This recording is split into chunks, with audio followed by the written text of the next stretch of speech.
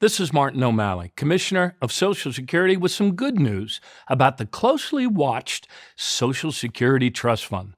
That was Martin O'Malley, the Commissioner of the Social Security Administration, saying that there is good news. But how good is that good news? I'll play the full video clip of what he says, what's going on with Social Security Medicare that you need to know about, and I'll give you some other important updates as well. Before I dive into the main content, if you appreciate these Social Security updates, hit the like button and subscribe to the channel for more Social Security updates. So Medicare and Social Security go broke dates are pushed back in a measure of good news. So this is the good news. I'm going to play this video clip. We'll go more into detail.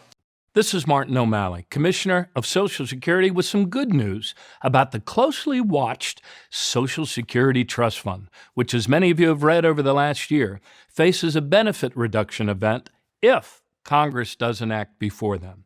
Well, today, a little bit of good news.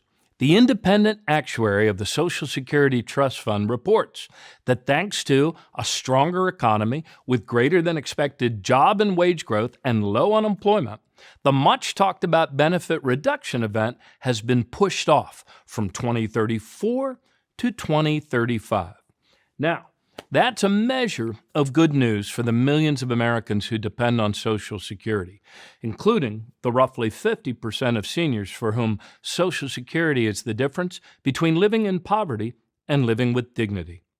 So long as Americans across our country continue to work, Social Security can and will continue to pay benefits. But Congress can and should take action in a bipartisan way to extend the full financial health of the trust fund into the foreseeable future, as they once did back in 1982. And we shouldn't have to wait until New Year's Eve 2035. Eliminating the shortfall would bring peace of mind to Social Security's 71 million beneficiaries and the 180 million workers and their families who contribute to Social Security every day. In the meantime, we can all take a moment to be grateful that a stronger American economy is making Social Security stronger too. Thanks a lot. It shows you how bad things are when the good news is that Social Security will be cut in an extra year longer than what we expected. It's almost as if, being me as a parent, if the school calls and says, hey, your child did not get hurt today. I'm like, okay, that should be a given. Social Security not being cut should be a given. So it's a very strange world we're living in when good news is when Social Security is delayed by being completely cut. If we go to this, Medicare's go broke date for its hospital insurance trust fund was pushed back 5 years to 2036. So these go broke dates, I guess, have been pushed back a little bit just because the economy has been a little bit better. More on this, take a look at what an expert has to say about the Social Security go broke dates. Well, Social Security is expected to run short on funds in 2035. That's 1 year later than previously forecast, thanks to stronger economic growth. That's from the Social Security Board of Trustees annual report. To break down the report for us, we've got Andrew Biggs, who is the Senior Fellow at the American Enterprise Institute. Andrew, thanks so much for joining us here today. First and foremost, all right, we pushed back by about 1 year. What's the significance of that, and could we potentially see that line move a little bit more?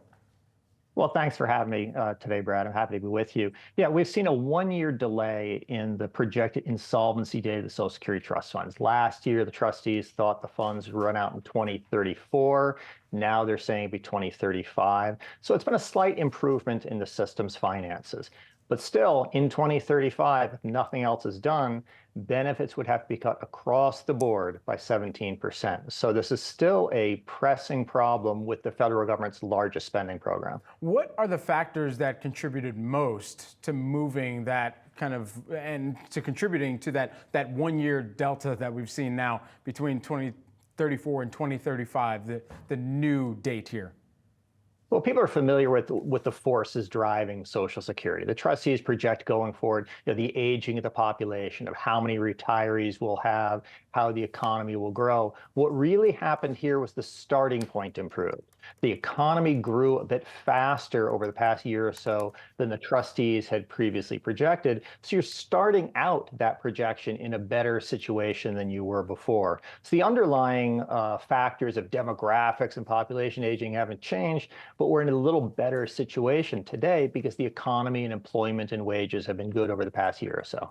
How do people need to change the savings that they're doing for retirement as well? We were speaking with Apollo Global CEO Mark Rowan yesterday at Milken, and one of the things that he said, it's not just worldwide. Everyone in the Western world, we have aging population, as you mentioned. Government's doing less, you mentioned that, and an era of low interest rates, and for the most part, people have not saved appropriately for retirement. How can we change that and the thinking around saving for retirement? Well, I'm actually somebody who's very bullish on retirement savings in the US. If you actually look at the data from the Federal Reserve and elsewhere, retirement savings are at record levels. More Americans are participating in 401ks. They're contributing more to them. So I think the retirement savings part on the household end has actually been pretty healthy. The real issue is what's going to happen with Social Security. For 40 years, the government has known the system faced a gap and they haven't done anything about it. If I were somebody saving for retirement, and I am, I would save a little bit more today because you don't know exactly how the government is going to resolve that funding gap 10 years from now. That's a great point. At what kind of comparison do you see people tapping into even employer-sponsored retirement programs as well at this juncture?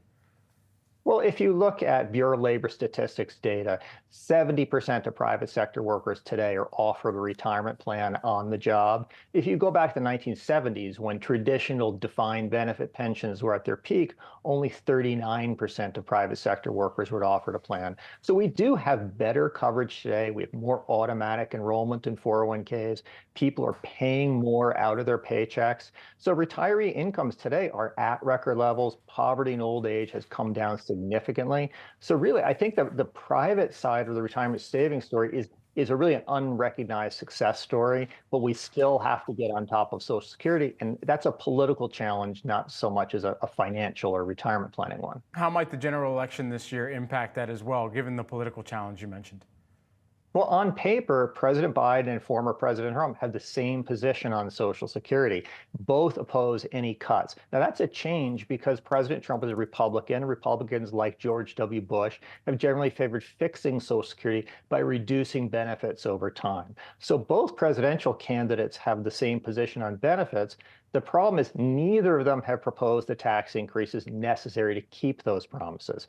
So we're in a very united situation today with our two presidential contenders, but both of them are falling short on the specifics needed to actually keep Social Security solvent.